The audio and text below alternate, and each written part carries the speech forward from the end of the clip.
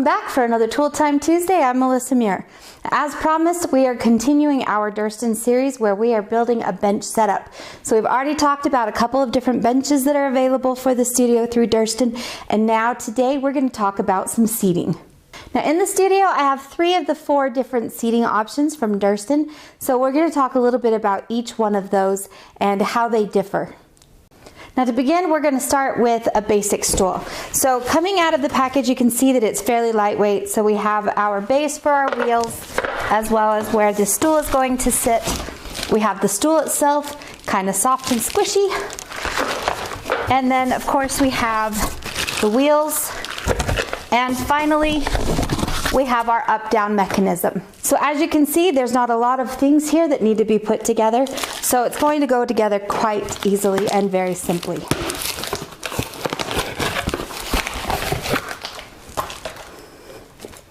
To start, I'm going to open up the wheels and get each of those attached. Now they attach very simply. All you have to do is just push them in.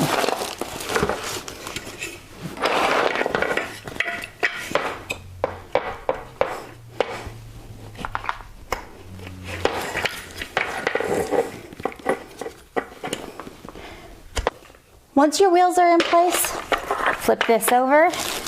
We are going to insert the up-down mechanism, putting that into place here. And finally, we're going to take our seat base and put it right there. And that is it. We can now roll this around. There are a couple lock mechanisms on a couple of the chairs, so you can lock that so that it doesn't move around as easily, or you can leave it open and allow it to just kind of slide around. Now the next tool is the same. The only difference that you have is the seat itself. This one has a little thicker cushion and it's very well padded. Definitely something that's going to make sitting at the bench a lot more comfortable. So to repeat that, all we do, flip our legs over, insert the wheels, put our up-down mechanism, and we're done.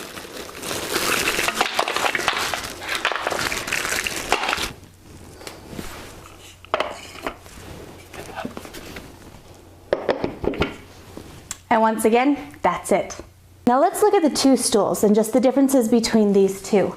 So you've already seen that the base and the lift mechanisms are totally the same. So really we just have a little bit of difference here. The jeweler stool goes from 40 to 60 centimeters, which is approximately 15 3/4 to 23.5 inches.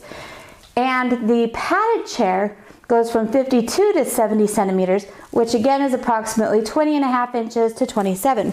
So that means that when I push on this lever, you can see how high up they come. So you've got quite a range there to work with if you're sitting on one of these. Other differences is obviously their seat base itself. They both feature a 34-inch diameter seat. However, this one has quite a bit more padding on it, whereas this is kind of a molded foam. So while it's stiffer, there is still a bit of give to that. Now the professional chair is a little bit different. Now the similarities are going to be that the base, you are still going to just push in those feet, but the difference is there is actually a screw-on base that you need to screw on to the bottom of this chair. In addition to that, this has both a lift, so we can take this up, and it has a tilt mechanism. So the tilt will make it so that you can recline this chair back further or up closer, and it's a set position, so you can put it to wherever it fits well for you. In addition to that, you can also raise and lower the back support of the chair. So you know that you're making a big step up when you come to something more like this. Now on this one you go from 48 to 57 centimeters, which is approximately 19 to 22.5 inches. It has an 8-hour sit rating, which many of us jewelers actually sit for that long. So it's definitely something that you'll want to look into.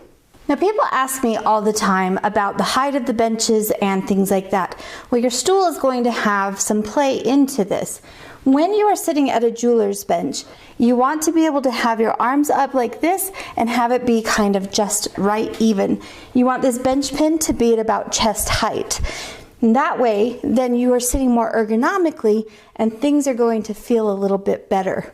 So that's kind of what you're after. Now, people ask me all the time about the height of the benches.